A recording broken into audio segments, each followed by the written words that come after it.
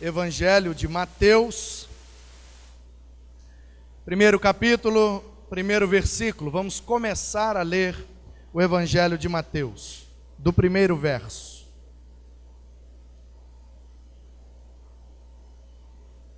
Mateus 1:1. Uma vez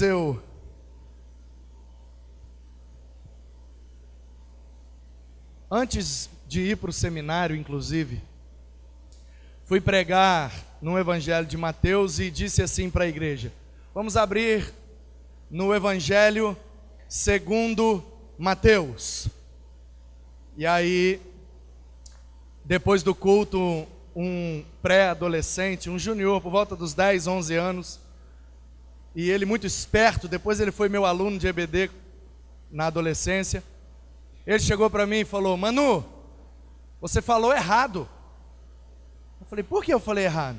Você falou o Evangelho segundo Mateus. Só tem um Evangelho de Mateus, não tem o primeiro e o segundo.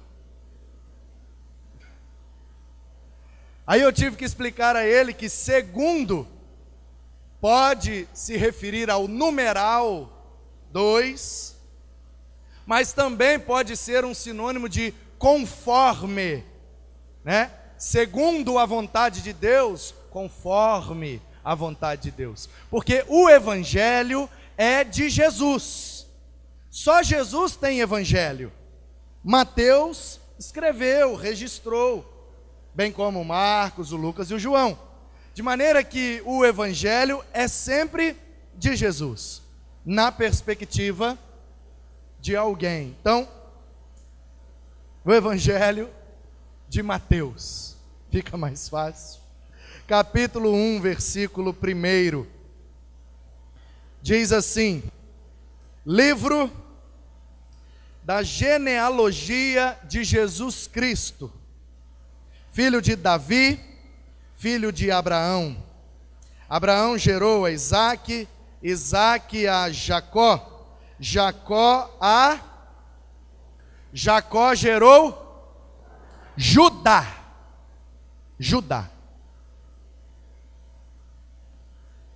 De Judá, ele foi gerando, até que chegou em Davi. De Davi, passando por Salomão e Urias, ele foi gerando Roboão, e foi, e chegou em José. Lá no versículo, quero que você leia comigo, versículo 16. E Jacó, que não é aquele Jacó, filho do Isaque, tinha o mesmo nome, Yaakov. É um nome hebraico comum. O Jacó gerou José, marido de Maria, da qual nasceu Jesus, que se chama o Cristo.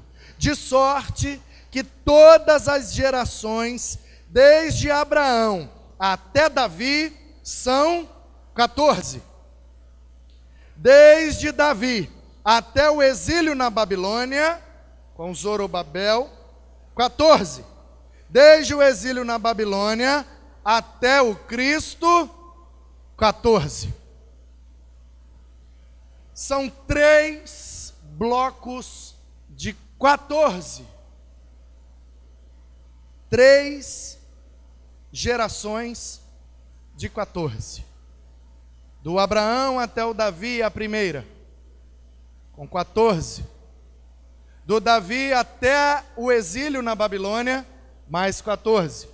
Do retorno do exílio, com Zorobabel, até o Cristo, 14. De maneira que José é o 13º depois do exílio. O que é que isso significa para nós? Muita coisa. Muita coisa. E eu quero dizer para você nessa noite, e propor a você, papai, se você tem uma rede social, Facebook, Instagram, Twitter, WhatsApp, sei lá, escreve lá na geladeira da sua casa. Quero te propor uma hashtag essa noite. E eu vou ser o primeiro a postar, claro. E a hashtag de hoje é inclusive o tema dessa mensagem, que é hashtag somos todos padrastos.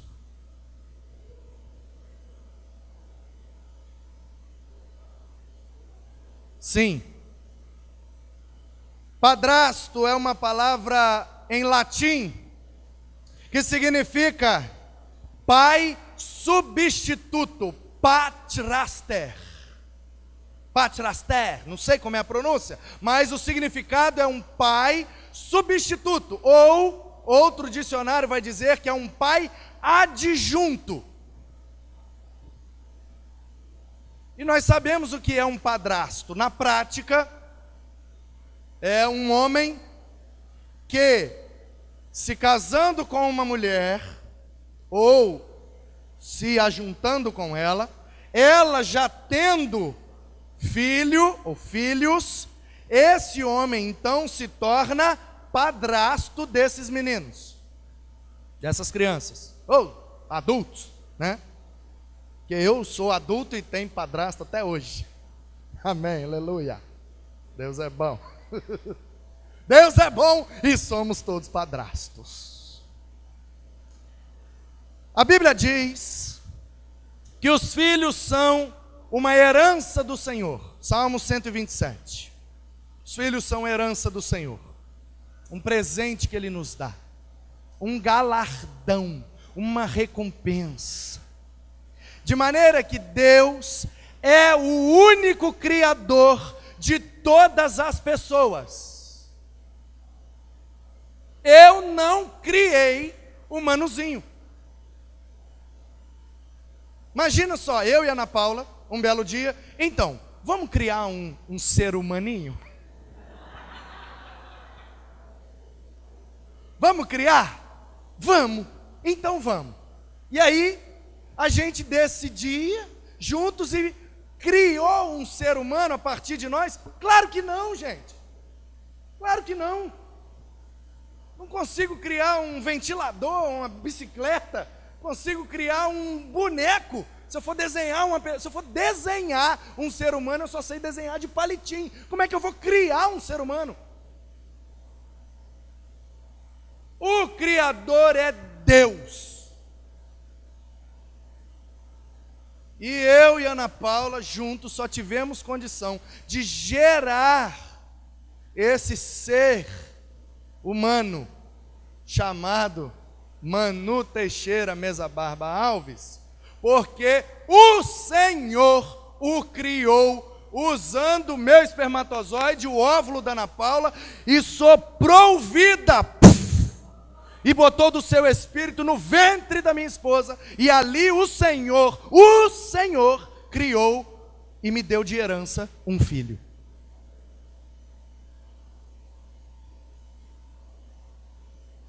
De maneira que todos os pais terrenos são padrastos. Criam filhos que não são seus, pois criam para o Criador. E é exatamente isso que aconteceu com José. Ele criou o Filho de Deus. Quando nós entendemos que os nossos filhos não pertencem a nós mesmos, mas eles foram criados por Deus, para a glória de Deus, para a vida eterna com Deus, para desempenharem ministérios, vocações e serem instrumentos da bênção de Deus, nós começamos a entender o que é uma paternidade profunda. Portanto, da mesma maneira que todos os pastores são pastores auxiliares, todos os pais são padrastos. Eu sou nesta igreja um pastor auxiliar. Pastor, mas lá no estatuto diz que o senhor é o pastor presidente. posso até ser o presidente da diretoria, mas o pastor desse negócio aqui é Jesus Cristo. O Senhor é o nosso pastor. Por isso nada tem nos faltado. Porque se fosse eu, estávamos lascados. Aleluia, glória a Deus que Jesus é o nosso pastor e não é o Manu. Porque o Manu não é onipotente. Porque o Manu não é onipresente. O Manu não é onisciente. O Manu auxilia Jesus a cuidar do rebanho que pertence a ele mesmo. Portanto, ele confiou em minhas mãos para que eu o auxilie cuidando de vocês, alimentando, direcionando, aconselhando, amando, cuidando, tendo muita paciência e sendo também muito abençoado por vocês. É assim que funciona, em sentido metafórico. Você está entendendo o que eu estou falando? Num certo sentido, por assim dizer, todos somos padrastos de nossos filhos, porque criamos filhos que não são criados por nós, criamos filhos cujo propósito de vida não é para nós mesmos. De maneira, meus irmãos, que é muito fácil entender a paternidade de José com Jesus, se nós entendermos que nós também, como José, criamos os nossos filhos para Deus, criamos os filhos de Deus. É lindo isso, não é? Eu não sei se você está percebendo a beleza. Porque muitos de nós travamos com essa questão de José não ser o pai biológico de Jesus, de José não ser o pai genético de Jesus. Mas o Evangelho me parece que não tem essa preocupação, porque o Mateus, inspirado pelo Espírito de Deus, entendeu que mesmo que José não tenha cedido o seu espermatozoide, ele é pai de Jesus, porque ele criou um filho de Deus e criou um filho para Deus, de maneira que o sonho da minha vida, a partir de hoje, mediante essa verdade, é ser o melhor padrasto que o meu filho pode ter. É encaminhar o meu filho, como José encaminhou Jesus, sabendo que ele não estava criando um filho para ele mesmo, mas para a glória de Deus. Temos várias profecias do Cristo no Antigo Testamento. De Gênesis 3:15 em diante, são várias, incontáveis profecias. A primeira delas, que é chamada pelos eruditos de proto-evangelho, porque é o protótipo da boa notícia, e está no verso 15 do capítulo 3 de Gênesis. Você conhece a história? A Eva comeu da fruta que não podia, o Adão também comeu, o Senhor chegou lá, a Eva botou a culpa, o Adão botou a culpa na Eva, a Eva botou a culpa na serpente, a serpente não tinha ninguém para culpar, então está tudo junto, e foram todos alvos do juízo de Deus. E Deus falou para o homem: vai trabalhar, sai fora daqui, acabou a moleza. Virou para a mulher e falou: agora se prepara, porque o chicote vai estar lá e vai doer muito aí, e todo mês você vai sangrar para largar de ser boba. E falou para a serpente: fica esperta, porque a mulher vai gerar um menino, um descendente, e esse menino vai esmagar. Você vai até morder o calcanhar dele, mas ele vai esmagar a sua cabeça. Essa é a primeira profecia acerca do Cristo, aquele que esmaga a cabeça da serpente, aquele que desfaz as obras do diabo. E na cruz do Calvário ele é ferido no calcanhar, mas ao terceiro dia ele ressuscita e esmaga a cabeça da serpente por toda a eternidade. E depois de Gênesis 3:15 vão tendo várias outras, de maneira que José coopera com Deus no cumprimento de algumas profecias muito importantes. Por exemplo, se Jesus não viesse na tribo de Judá, ele não era o Messias. Porque o Messias, o ungido de Deus, o Mashiach, é o rei de Israel. E o rei de Israel precisa vir da tribo de Judá, porque Davi é da tribo de Judá. E a profecia que foi feita pelo próprio Israel, você sabe que na Bíblia Israel não é o nome de um homem, de um país, é o nome de um homem, é o Jacó, que virou Israel. E quando ele estava prestes a morrer, no capítulo 49 de Gênesis, ele chama um por um dos seus 12 filhos. E quando chega lá, no versículo 8, 9, 10, o Judá vem perto dele, ele fala: Judá, meu filho. E você sabe que Judá em hebraico significa louvor. E ele diz assim: é louvor, os seus irmãos te louvarão. No hebraico é lindo. Porque no hebraico ele diz: é Judá, os seus irmãos judarão você. Tipo assim, entendeu? É um jogo de palavras, é lindo.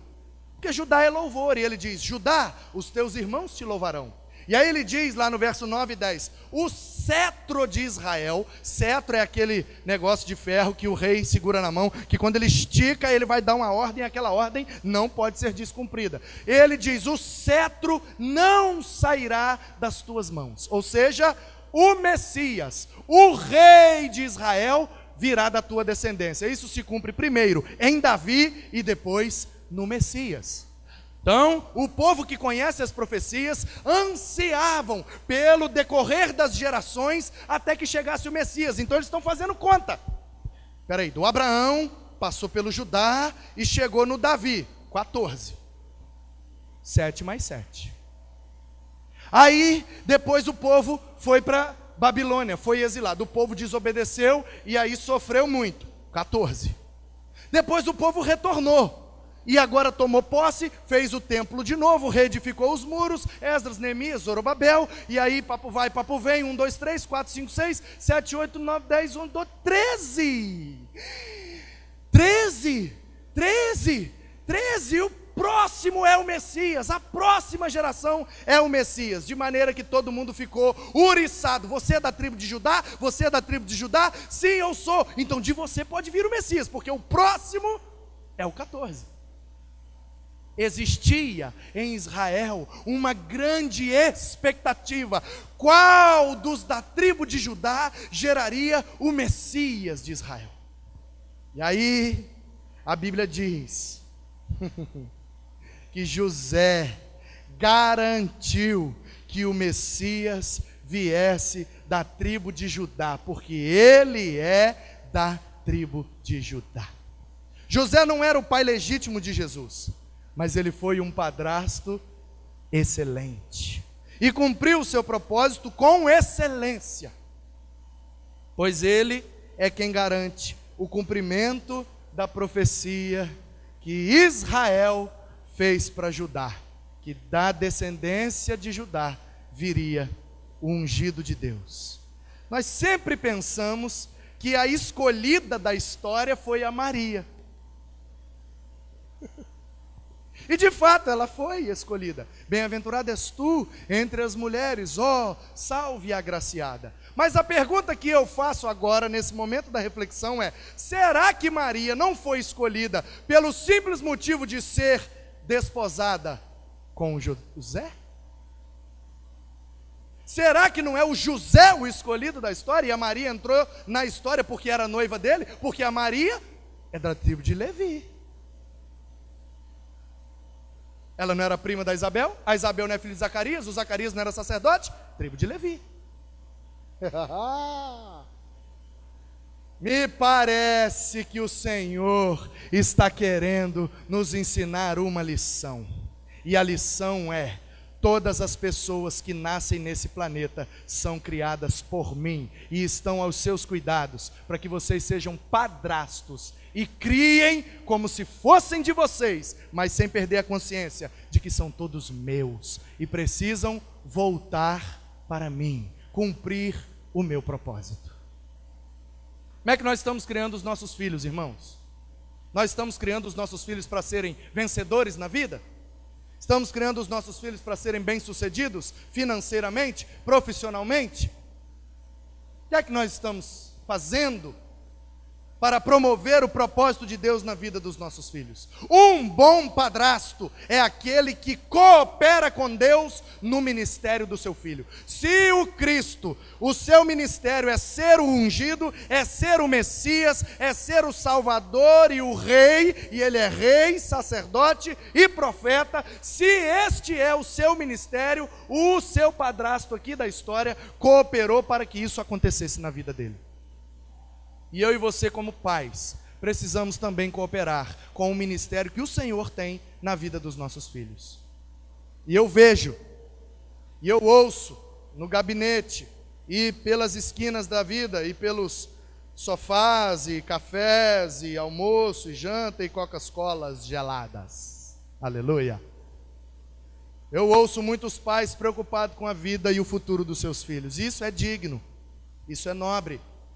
Pais que investem na educação dos seus filhos, pais que pagam escolas particulares, cursos, e têm sonhos para os seus filhos, e querem que os seus filhos estudem bem, e tenham uma boa profissão, e nada disso é errado, mas é muito raro ouvir um pai dizer: pastor, eu quero que o meu filho seja missionário.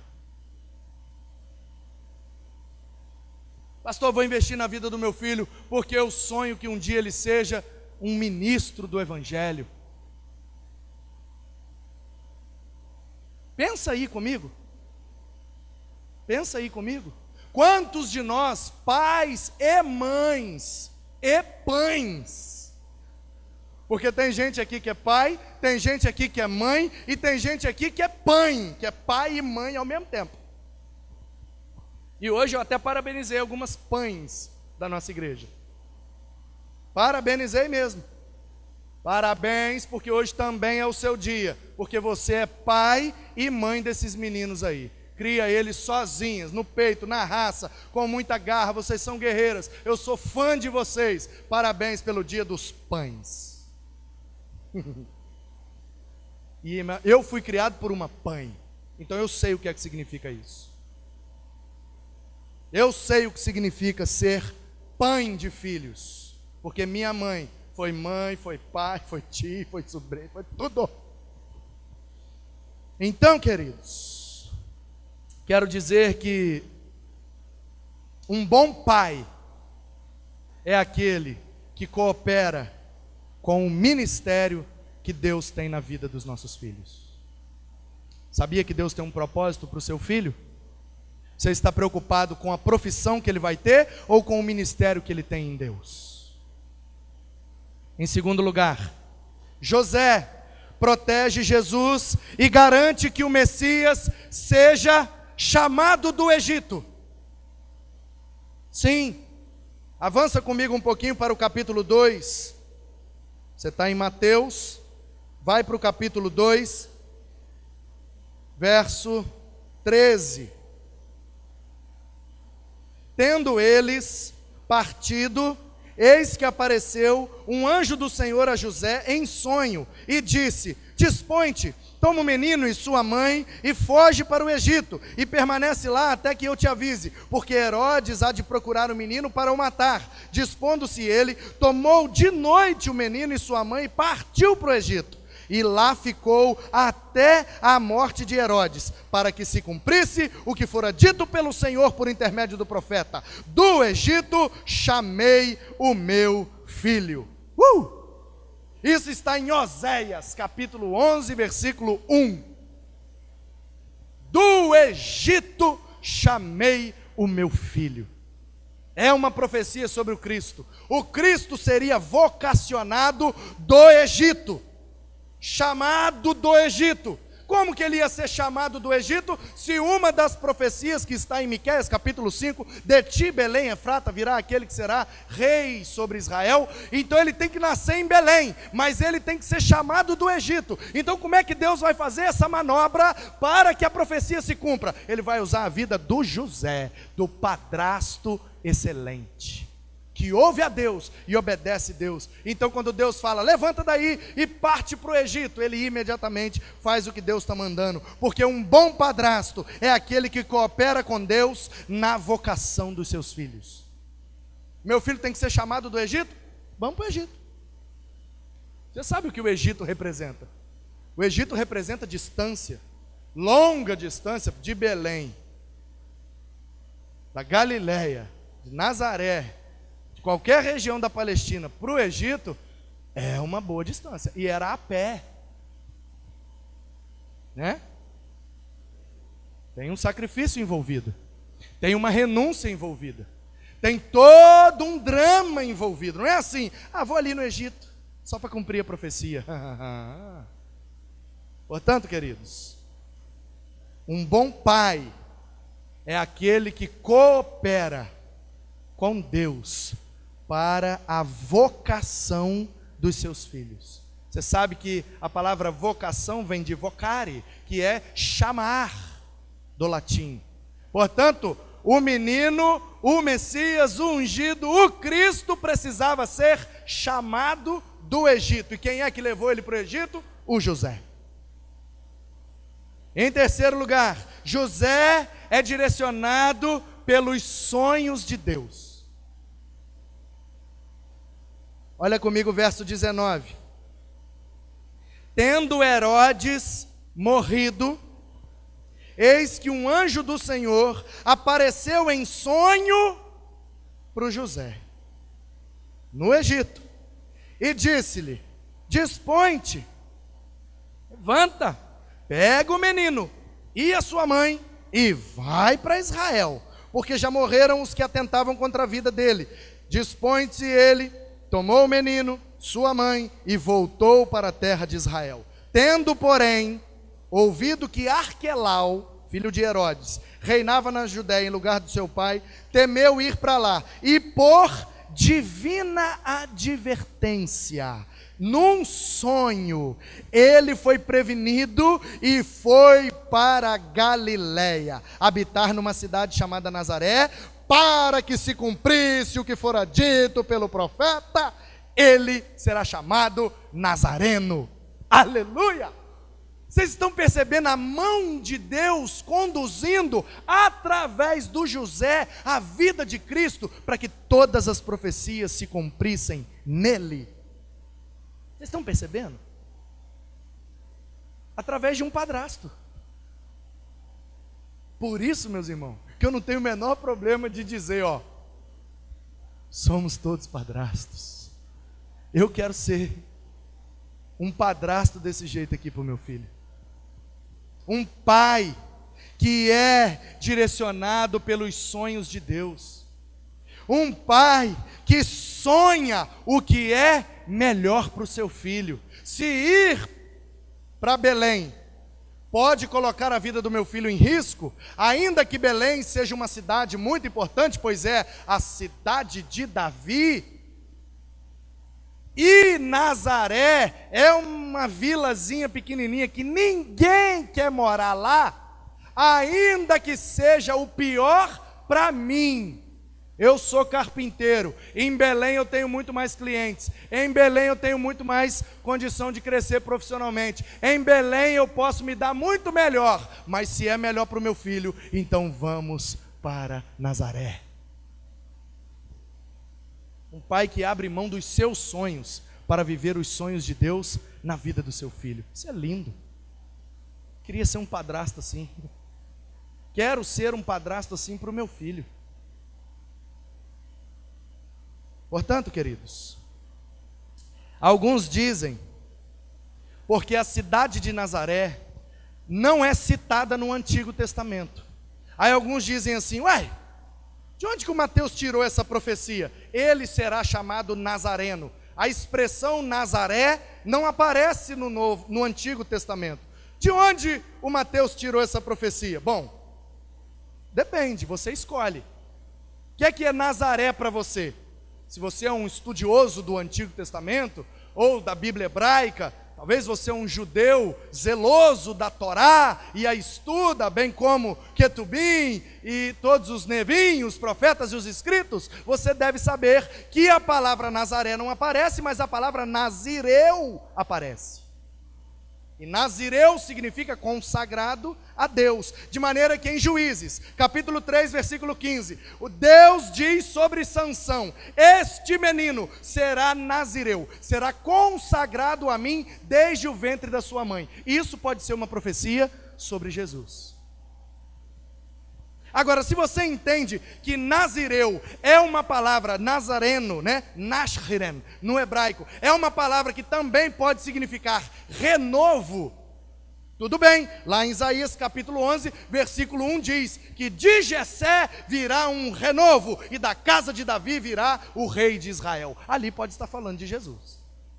Agora, se você pensa que nazareno é um adjetivo que nos dias de Jesus significava desprezado, rejeitado, porque ninguém queria morar em Nazaré, ninguém queria ficar em Nazaré, viver em Nazaré, porque era muito pequeno, não tinha trabalho, não tinha riqueza, não tinha prosperidade. Tanto que quando Jesus aparece, né, o Natanael, a turma, aquela história, e de repente, olha, o cara aí é rabino, ele prega muito bem, ele faz sinais e maravilhas. De onde que ele é? De Nazaré. Ele dá um passo para trás na hora e fala: pode vir alguma coisa boa de Nazaré? Portanto, se nazareno significa desprezado, você pode escolher, meu irmão. Tem Salmo 22, tem Isaías 49 e tem Isaías 53, verso 3, que diz que ele não tinha beleza, nem formosura, nem glória alguma, e ele era desprezado, tornou-se opróbrio dos homens, uma vergonha para os seus. O servo sofredor, que sofreu tudo por amor de cada um de nós. Foi desprezado pelos homens, mas foi aceito pelo Pai. E ouviu do seu Pai: esse é o meu filho amado. Que prazer em tê-lo como filho. Portanto, queridos, José garante que o Messias seja da tribo de Judá. José, protege Jesus e garante que ele seja chamado do Egito. José é direcionado pelos sonhos de Deus e faz com que Jesus seja chamado Nazareno, porque ele vai morar em Nazaré. Em quarto lugar, José ensina a palavra de Deus para Jesus. Jesus é o primogênito. Jesus é o mais velho. E na lei de Moisés e na cultura judaica, a educação do primogênito é responsabilidade do pai. O pai é quem ensina a Bíblia para o menino. O pai é quem faz o menino decorar a lei de Moisés. O pai é quem leva o menino para a sinagoga. O pai é quem conduz o menino. O pai é quem ensina tudo que o primogênito sabe de Bíblia, ele aprendeu com seu pai. E em Lucas, capítulo 2, dos versos 40 até os 52, nós vemos ali uma passagem linda, que diz que Jesus, aos 12 anos de idade, foi para o templo passar pelo ritual do Bar Mitzvah, se tornar um filho do mandamento, ou Ben Torá, um filho da lei. E aí ele aos 12 anos, no templo, por ocasião da festa da Páscoa, ele está lá, diz o texto, sentado, dando aula de Bíblia para os mestres de Israel. Os doutores da lei maravilhavam-se com os seus ensinamentos. Um menino de 12 anos de idade, no templo pela primeira vez, dando aula para os professores. Com quem ele aprendeu Bíblia? Com o seu pai. Um bom padrasto é aquele que ensina o que é melhor para o seu filho. É muito importante ensinar inglês. É muito importante ensinar informática.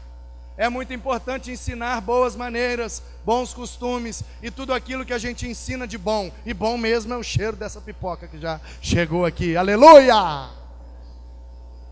Ei, Jesus. É um aviso. Entendeu? Aqui é tudo assim. Nossos movimentos são friamente calculados. O cheiro da pipoca significa: pode parar, pastor, já está na hora de acabar. Aí, forró está ajudando.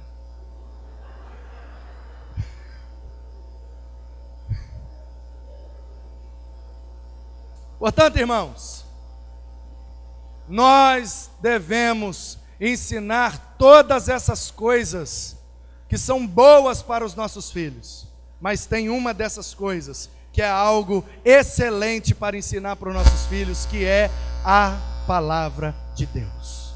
Precisamos ter mais tempo com eles para ensinar a Bíblia. Precisamos fazê-los ler a Bíblia, comprar uma Bíblia na linguagem deles. Seu filho é um adolescente? Tem Bíblias na linguagem deles. Seu filho é criança? Tem Bíblia na linguagem deles. Seu filho é adulto? Tem Bíblia para ele. Hoje em dia tem Bíblia para todo mundo.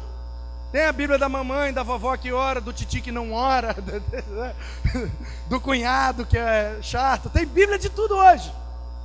Tem Bíblia de tudo. Então só não lê quem não quer. Nós precisamos estimular os nossos filhos a ler Bíblia. E eles só vão se interessar pela Bíblia se ele vê a gente interessado primeiro.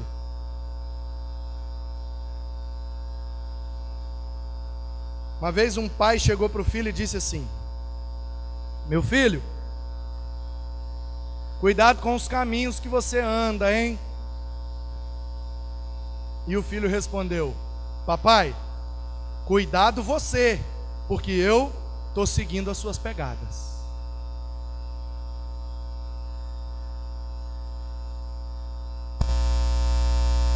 Em último lugar, José marcou a vida do seu filho. Marcou. Se você for bem rápido, você consegue me acompanhar. Mateus 13, 55 diz assim: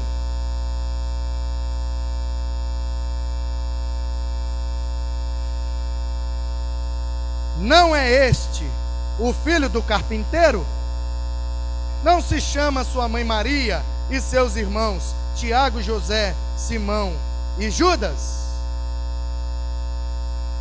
Jesus está em Nazaré, pregando na sinagoga. O povo olha e fala assim: esse cara é o filho do José. O nome do pai garrou nele. Até porque ele, segundo o costume de sua época, seguiu a profissão do seu pai. E assim era o costume. Vamos ler Marcos capítulo 6, versículo 3. Marcos 6, 3.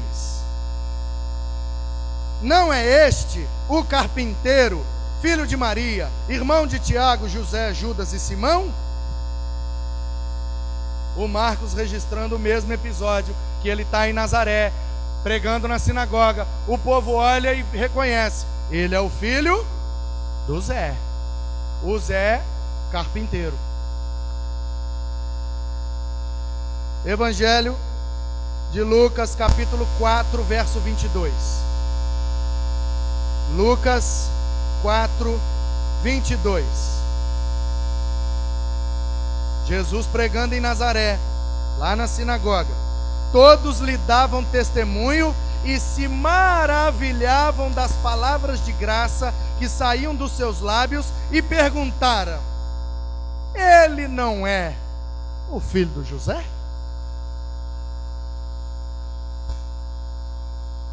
Evangelho de João, capítulo 6, verso 42. João 6, 42. E diziam: não é este Jesus, o filho de José?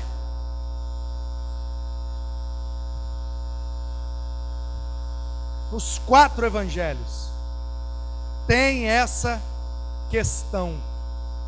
Ele prega muito bem, ele ensina muito bem, ele opera sinais e maravilhas, ele é diferenciado, ele é um rabino diferente de todos os outros, ele é mestre em Israel, mas ele prega o amor, ele é bem diferente, ele não tem onde reclinar a sua cabeça, ele faz coisas extraordinárias. Mas espera aí, ele não é o filho do José? José marcou a vida do seu filho. Quando você vai lendo a Bíblia desde o início, tem uma expressão que salta aos nossos olhos, pelo menos aos meus, é a expressão, o Deus de Abraão. Peraí, mas antes de Abraão, teve muitos outros que serviram e se relacionaram com Deus. O próprio Adão, um dos seus filhos, o Sete,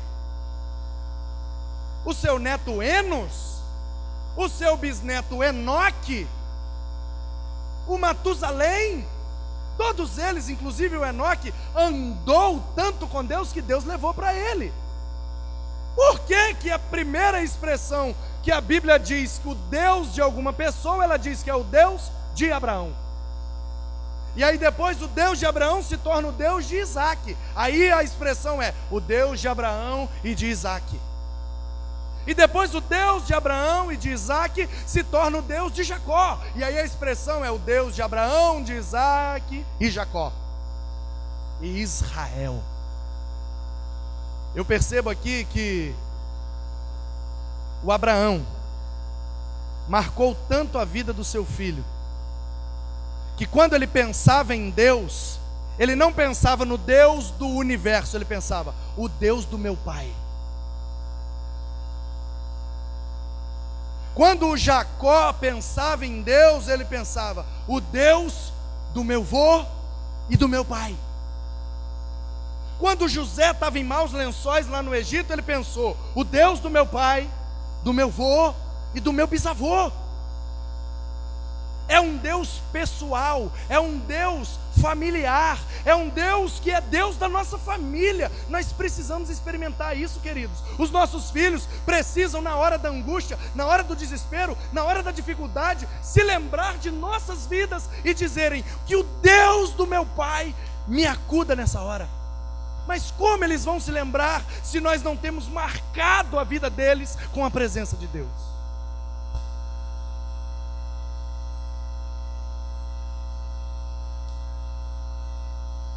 Um bom padrasto é aquele que marca a vida dos seus filhos com a presença de Deus, uma marca profunda, a marca da promessa, o selo que nos garante a eternidade. Somos todos padrastos, porque pai só tem um. Abba, pai. O pai. Pai por excelência. Pai nosso. Pai celestial. Pai da eternidade. Nosso Pai, que de fato nos criou, nos preservou, nos trouxe aqui esta noite para ouvirmos essa grande verdade. Podemos até termos tido bons padrastos,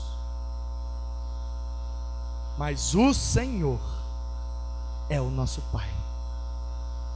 Podemos até ser bons padrastos, mas o Pai de nossos filhos é o Senhor nosso Deus. Eu não tenho o menor problema de hoje em diante, porque essa verdade explodiu a minha cabeça hoje. Foi aqui um bang na minha consciência. Tenho o menor problema do meu filho de hoje em diante me apresentar como padrasto dele, contanto que ele explique: o Manu, se for num contexto eclesiástico, o pastor Manu é meu padrasto, porque o meu pai está sentado no trono do universo. Eu sou o filho de Deus, cuidado por um bom padrasto. Aleluia. Que o meu filho possa viver essa experiência de entender que eu não sou de fato pai dele, mas eu apenas estou cuidando dele e direcionando ele no caminho que leva até o verdadeiro Pai, que o criou e que quer que ele vá passar a eternidade para sempre com ele. Hashtag, se você entende essa verdade e crê você pode postar isso. E você que é pai também pode postar. E você que é mãe quiser entrar na onda, bota também. Somos todas madrastas. E deixa o pau quebrar. Porque você vai gerar né? Talvez alguém vai ver a postagem lá e vai te perguntar: que história é essa aí de madrasta? Você arrumou um enteado?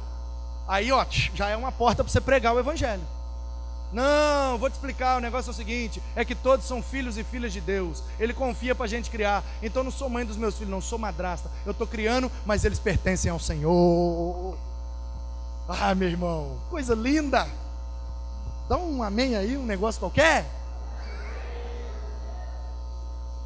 Somos tudo padrasto e madrasta, e glória a Deus por isso, que o Senhor confia filhos e filhos em nossas mãos para levar até Ele. Glórias sejam dadas eternamente ao Senhor, o nosso Pai que está nos céus. Aleluia.